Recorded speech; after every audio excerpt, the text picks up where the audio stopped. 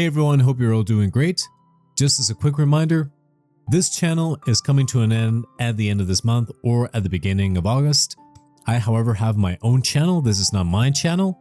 My channel is focused on history, mythology, and weird tales such as cryptid stories, Bigfoot, the Dogman, stuff like that. If you're interested in that, please be sure to check my channel. The link should be there in the description below. Now onto the story. I have a younger brother, Caleb, who has absolutely despised me all my life. If you are wondering maybe it was just out of jealousy, well, you're wrong. I wasn't the favorite child. He was, so he had nothing to feel jealous about. Let me give you some context. My mom has always pampered my younger brother. He was the golden child in our family. Mom would make his meals, do his laundry, and even ask me to assist him with his schoolwork. I was expected to help out just because he's family, but the same courtesy was never extended to me. I came to accept it, as I was quite independent. Perhaps it was partly my fault for accommodating his wants and needs without reciprocation. He never lent a hand when I needed it, and reached out to me only when he wanted something from me. I was a quiet, introverted kid who liked to study and keep to myself, while he was exactly like our dad, rough and loud. I also tend to be straightforward and honest, not sugarcoating things and saying it like it is. I believe my mother might have developed some negative perception of me as a result of my childhood. As a result, he was everyone's favorite in our family. I didn't mind that when we were growing up. The trouble arose when he found a way to sort of bully me or mock me for being different from him. He would mock me for my height, or the fact that I was wearing glasses. He would sneak into my room and try to read my diary so he could complain to my mom about anything that I had written. I would yell at him and complain to my parents about him invading my privacy, but they would laugh it off, telling me how it was not a big deal. He did more terrible things, like nearly breaking my glasses and putting nasty things in my food. He had even once put little stones in my cereal, but luckily I found them before I could have hurt my teeth. I told my mom, but she brushed it off, saying this is how brothers bond. Every time we would fight, Caleb would just insult me knowingly, focusing on all my insecurities. He and I went to the same school, so he was aware that I was being bullied by a couple of kids. He would show support to those kids instead of me. He would join them in calling me names like the ugly loser or hairy monkey, and encouraging the bullies to physically harm me because, according to him, I was just a big failure. Another time, we had a fight about something. I can't remember, but it was probably something silly, and at the end of the fight, he told me to kill myself. Other insults I could brush off easily, but that one really hurt, because I was struggling with my mental health during that time. I'm doing better now. It just sucked to hear that my own brother wanted me to die. Since dad was often at work and mom didn't seem to care much, she even scolded me once, claiming it was my fault for playing and irritating him. Things got progressively worse. There was a time he attempted to burn my hair when we were in high school. And shockingly, mom sided with him, insisting he was just playing. Who plays like that? Seriously. Fortunately, dad eventually took my side and pointed out that they had some serious issues. He threatened to call the police on Caleb. This was an eye-opening moment for my brother because until then, he had never been reprimanded for any of his actions. He was really taken aback, and my dad continued to tell him how enough was enough and that he needed to start respecting his older brother. Later, dad came into my room and talked to me. I had never expected my dad to support him because he always told Caleb while he was growing up how similar both of them were, which was true. Dad told me how he had patiently waited for years for Caleb to grow up, thinking maybe he was just being an immature kid, but he was slowly starting to realize that Caleb was becoming a big bully. When I heard my dad say this, I felt so validated that I almost broke down into tears. I confessed to my dad everything that Caleb had done to me over the years and even opened up about the bullying in my school. My dad was shocked that I was going through so much. The next day he went and talked to the principal, so my bullies could be warned about severe consequences if they continued. Later in the evening, my dad enrolled me in MMA at our local gym. He told me that I needed to man up and stand up to bullies in my life. I will admit that a nerdy kid like me trying to learn to fight must have been laughable to watch. However, like everything in my life, I am very focused when I want to learn something. I carved out time for my studies so I could work out every day and go to MMA classes. Not to brag, but it completely changed my life and my physique. One day, Caleb was at it again. He had stolen my pocket money, which we used to get if we helped our parents with doing chores. I had been saving my money for quite some time. Caleb had sneaked into my room and taken my money. I caught him when he was about to cycle off with his friends. I firmly told him to give me my money back since he knew stealing was wrong. But Caleb snickered and taunted that all I could do was run to daddy for help. I don't know what came over me, but I gave Caleb a resounding punch to his face. He was stunned in silence as he fell backward on the ground. I picked him up and took out my money from his trouser pocket and then threw him back down on the ground. Caleb started to cry loudly like a little baby. It was comical to see a teenage boy crying on the ground. However, my mother came running out the door, hearing her baby boy to help him up and find out what happened. When she learned that I had fought with him, she was surprised and then she started to reprimand me. She told me that as an older brother, I should teach better things to Caleb, while Caleb seemed to be enjoying seeing me being chastised. My mother also complained to my dad about how I had thrashed Caleb up and how I needed to be controlled. My dad grimly asked both of us to explain ourselves. I told him how Caleb had stolen the money that I had worked hard for and saved up, while Caleb attempted to justify how he needed the money for a date and that as my brother, I should help him. However, Dad told Caleb that he was lucky that I just punched him for stealing my money because anyone else would have called the police on him. My dad continued to tell Caleb how he had no right to take others' things without their consent. Caleb didn't like that and started to throw a tantrum, probably wanting our mother to side with him, but Dad remained firm. When Caleb realized that I was not going to be punished for punching him, he screamed how much he hated me and then ran back to his room and locked himself in. Since that incident, Caleb maintained his distance from me. He had finally realized that he could not bully me anymore, and even Dad was not supporting his antics. For the first time in a long time, I felt like we were equals. Even though he could not physically hurt me, he would try to verbally say nasty things to me when he knew our parents would not be around. It definitely got worse as he got older. It felt like each year, he became angrier and had a shorter fuse. If I approached him to ask something, he would simply ignore me to my face and walk away out of the room, calling me a nerd or a loser under his breath. If he wanted to say something to me, he would only go through our mother, who would relay the message. I would question my mother as to why Caleb could just not talk to me if he wanted something, and she would implore me to be more understanding. I had no clue if this was just him going through puberty, and I had to wait it out, or if he actually truly hated me. I used to be able to deal with the things that he would say over the years, but it got to the point where I just wanted to move out of home to get away from him. I would go to my mother countless times, asking if she could mediate a sit-down conversation for all of us to talk it out, but she always refused, saying she didn't want to get involved. I even asked for her opinion on why he treated me that way, but she would just brush off the question. Eventually, I went away to my dream university since I was a grade A student and was even qualified for a scholarship. My dad threw a party for me, and my mom seemed so proud of me also. However, Caleb remained aloof and distant, barely acknowledging my achievements. The day I left for university was a mix of excitement for the future and relief to escape the toxic environment at home. The first few months at the university were liberating. I made new friends, enjoyed my classes, and started to build a life separate from the oppressive atmosphere I had experienced growing up. The constant fear of Caleb's verbal attacks lifted, and I felt a newfound sense of peace. I began dating my wife Karen when we were both in our second year of university. My friend introduced us at a frat party, and we clicked right away. Coming from a religious family, having kids without being married was a big no-no. However, we found out that she was pregnant when we were in our last year of university, which prompted us to get married as soon as we graduated. Our wedding was a small but peaceful ceremony. Our parents were happy for us, and we had a good time at our wedding. At that moment, I believed she was the love of my life. I always held the mindset that I wanted monogamy in life, one woman to come home to and be with for the long haul. Despite women trying to engage with me over the years, I never pursued anything because I was genuinely content with my marriage. Karen was my dream girl, and I never wanted to hurt her. However, over the years, there were two occasions when I discovered she was being unfaithful in our marriage. One was an off-and-on affair that lasted a few years with her married coworker, and the other was a fling with an ex she had dated in high school. When she went to visit her family states away. I'm sure there will be people who might call me foolish, and looking back, I can't really deny it myself. After a period of separation in both situations, I made the decision to forgive my wife. I never wanted to raise my child in a broken home, and I genuinely believed that we could overcome these challenges. We were quite young when the situation with her coworker occurred, so I chalked it up to youthful mistakes and not thinking things through. For a while, things seemed okay with us. I could never fully trust her, but I tried my best to push aside my doubts because I knew that if I chose to forgive her, I had to work towards moving past it and starting with a clean slate. It's been 4 years since the second time she was unfaithful, and I felt like I had made the right decision by giving her a chance to show that she still wanted to be in our marriage. For years, Karen seemed to have changed.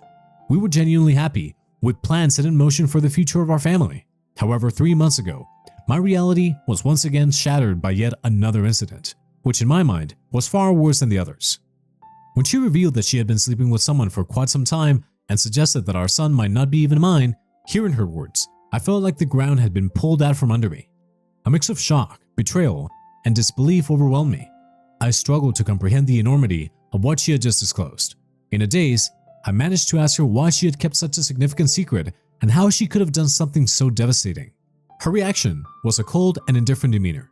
She seemed detached, almost unbothered by the pain she had inflicted. Her responses were vague, leaving me with more questions than answers. It was a surreal and painful moment, confronting the shattered trust and the uncertainties about my own family. I continued to ask Karen to tell me the truth because I felt like I deserved to know the father of the child since I had been literally raising our son since the beginning. In the end, she admitted that it was Caleb. My eyes widened in shock as I asked her what exactly she meant by that. This is when Karen told me how she and Caleb had become friends back when I had introduced Karen to my family and she had stayed with us for Thanksgiving up until the New Year's. I remember Caleb, who was usually cold to me, was quite polite and warm towards her. I was glad since I did not want to make Karen feel unwelcome. She wanted to be accepted into my family, so she would spend significant time hanging out with my mom whenever she could. She noticed that Caleb and I were not that close and questioned me about it. I finally opened up to her about my childhood equation with Caleb and told her how we might never be able to repair our relationship since he never could move past his feelings. Karen understood. However, she started to include Caleb whenever we would go out, perhaps hoping that both of us would warm up to each other. If we were going to watch a movie, she would invite Caleb, and then we would have to watch whatever movie Caleb wanted to watch. I guess during this time, Caleb and I did talk a few words here and there, which was a significant improvement compared to how he had been giving me the silent treatment for years. I do remember Karen and Caleb would hang out and play video games together, but I never thought much about it. Karen told me how one day Caleb opened up to her about his struggles and his recent breakup with his then ex-girlfriend. He seemed so vulnerable with her, and they struck a friendship. She said how he would sometimes harmlessly flirt with her when I was not around, and apparently one thing led to another, and she could not control herself anymore. I closed my eyes as the vision of my wife and brother sleeping together almost made me puke. She told me how guilty she felt after that, and ran away from him. After that, she decided to go back home, which was true because my girlfriend had abruptly told me how she wanted to go back home when I thought she would be spending the New Year's with me. I tried to convince her to stay, but she was adamant that she had to go. After the holidays, when we met in college, once our classes resumed, she was back to her usual cheerful self, so I never questioned anything. 2 weeks after that, we found out that she was pregnant. Now Karen told me that she had no idea whether it was really my child or Caleb's, and she had no way to find proof because I was already stepping up. She knew out of the two, I was a more dependable brother, so she decided to stay with me, and this is why we got married. I felt like my whole world was crashing down around me. The son I had loved and spent countless hours with may not even be mine. I questioned her if she had been sleeping with Caleb in the present times, and she nodded slowly. Karen told me how she and Caleb had always stayed in touch because their chemistry was undeniable. They would sneak off to hotels when she would lie to me that she was working overtime. She told me how half of her business trips were just romantic getaways with him. I asked Karen what she would even be married to me if she really wanted my brother, but Karen told me how she did not want to be the one to break off our marriage, and seeing how I was such a wonderful father to our son, she had decided to stay with me all this while. In her words, she had made a mistake and she didn't know when to stop. I told Karen that I was glad that she told me the truth and that I was going to pack up and move out. Karen started to cry and asked for my forgiveness, telling me how I was supposed to scream and yell at her, but here I was calmly thinking of my next move. I remained quiet while I walked to my cupboard and started packing some of my clothes into my suitcase. Karen kept saying how if I really loved her, then I should try to at least fight for her, and mistakes happen in every marriage. When she realized that I was not going to do anything, she changed her tactic and told me how my son would be affected if we got a divorce and how children should not be brought up in a broken home. I reminded her how I may not even be the father, which then reduced her to tears, and she started to yell at me about being cruel and how I could easily walk away when I had been there for the child since his birth. It seemed like my wife believed there was nothing that could make me want out of our marriage. I guess it was partly my fault for letting a lot slide in the past. While I did have some love for her, it felt more like it stemmed from the fact that I thought we had a son together and had been together since college. Karen continued to claim that it was not too late and that we could work things out. but I struggled to believe it and felt like I had no more patience to deal with her. Trust was a major issue for me, and her words felt empty. I've always believed that people could make mistakes. Even if I forgave her, I could never forget that she had slept with my own brother. I've always believed that people could make mistakes and be forgiven because we're all flawed, but this went beyond a certain limit. I left her crying on the doorsteps and checked into a hotel.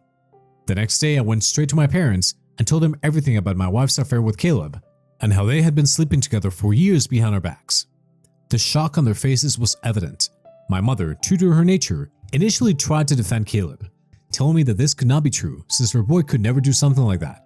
Since her boy could never do something like this to his own brother. Determined to expose the truth, I requested my parents to remain silent and allow me to call Caleb right in front of them. I told them to not make a sound, since this is how I could expose Caleb's true colors. I wanted him to think that it was just a private conversation between the two of us, so he could hopefully let his guard down. As Caleb picked up, I laid it onto him and confronted him with the revelation of his affair with my wife. Initially, he denied it vehemently and refused to accept it. Then, when I told him that Karen had admitted to everything, he started to blame Karen, labeling her as characterless. He told me that it was not his fault if women were attracted to him and that he was the better-looking brother. I told him firmly that I was going to expose him in front of everyone when Caleb mocked that no one would believe me and that he was the golden child anyway. I scoffed at his arrogance and thanked him for confirming the truth since our parents had heard everything.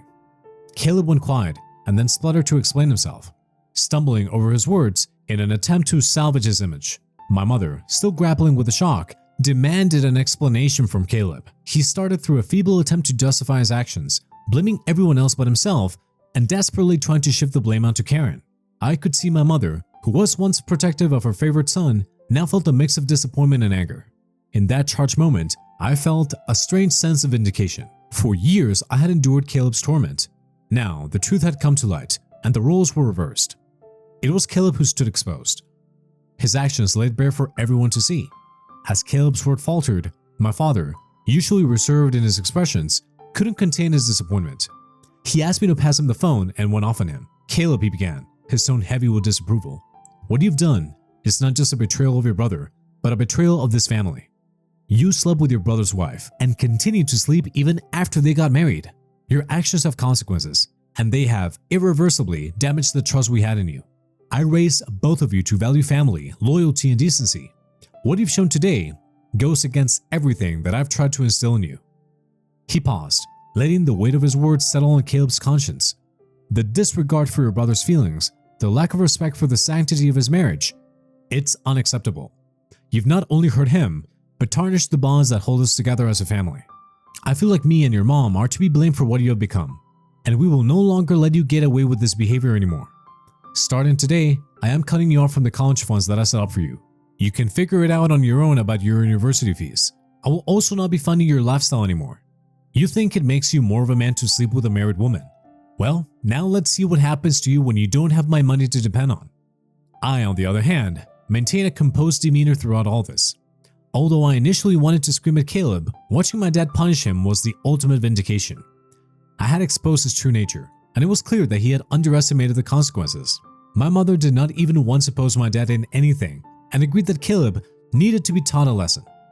Caleb, persistent in his protests, continued to justify himself, but my father swiftly ended the call, shutting down Caleb's attempts to explain away his actions.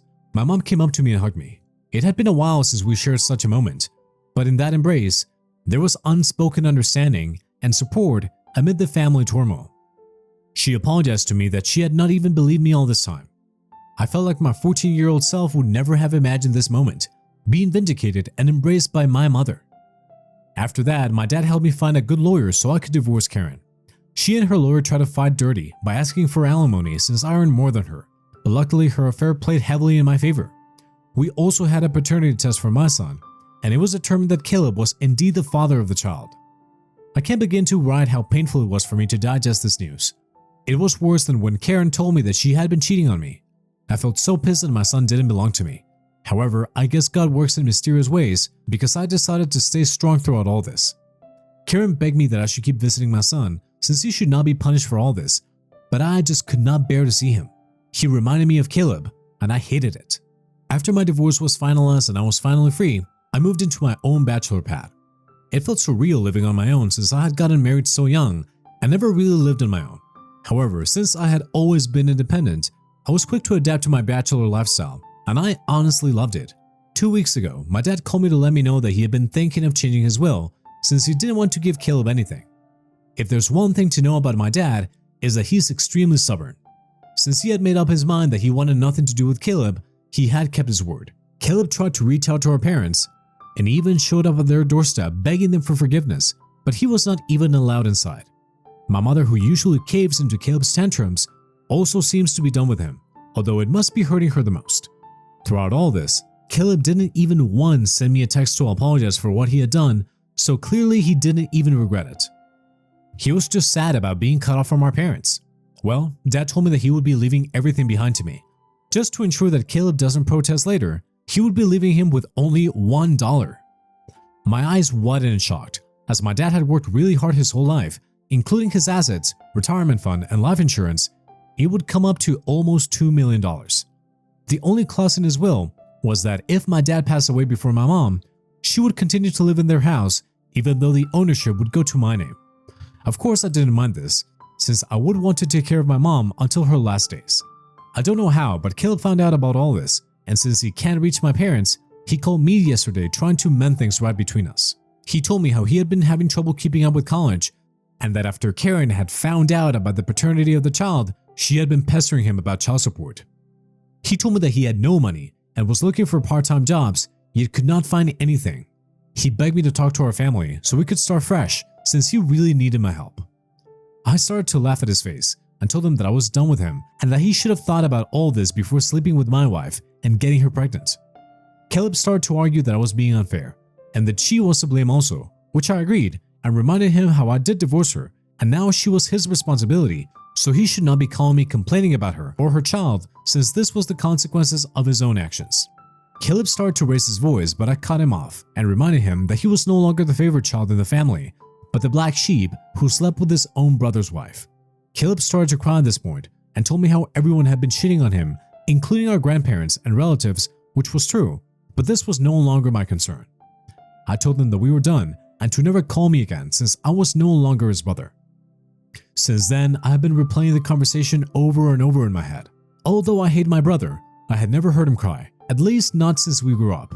I won't lie, it did hurt me a bit when he was this helpless. So I guess I'm here to ask if I should talk to our parents about him, or would I be an a-hole if I don't? Hi everyone, a lot of you have been asking me as to why I am no longer in contact with my son Henry, and some of you have also called me cruel. Well, I am sorry to say this, but I don't feel comfortable raising another man's child. This is not a stepson scenario. In this case, I was led to believe that he was my son, and then I discovered that he was in fact my brother's son. Of course I'm hurt, and I've cried over it for days, but then the reason I don't want any contact with Henry is because I no longer want Karen in my life. If I talk to her child, she will find a way to snake her way into my life again, and I need my own space. You can call me cruel or selfish, but I can't see him ever again, or at least until a very long time. Most of you have correctly guessed that it was in fact my mother who told Caleb about my dad changing his will, and he called me as a last resort to mend things. I did confront her in front of my dad, and she broke down. She told me how I had punished Caleb enough and that he had learned his lesson. My dad firmly told my mother that if she felt that what Caleb did was forgivable, then he could no longer stay married to her, since he could never forgive him for his betrayal. His threat seemed to shut my mother up. My dad made it clear to her that if she ever talked with Caleb and we found out, then she could pack her bags and just leave him. Like I said, my dad is a very stubborn guy. Hopefully, my mother will learn from her mistakes. Hi Reddit, it's been 5 months since my last update. My relationship with my parents has improved in the last couple of months. My dad and I go golfing every weekend, and he behaves with me more like a buddy than my own father. My mother, even though she misses Caleb, has stayed away from him. The last I heard about Caleb was from my cousin, who told me how Caleb had been asking everyone for money and in the end had to drop out of college when he could not afford to pay his fees anymore. He and Karen are living together, and he even has a job as a part-time mechanic apparently. I think they're raising Henry together, which is a good thing I guess. I never bring up Caleb in my discussion with my parents, and neither do they. For everyone asking, I'm doing quite well. I was promoted at my job 2 months ago, so my salary has improved significantly. I haven't been dating anyone, since I feel like I still need time and space to heal. I have been going for a few therapy classes, so I guess we'll see how that works out.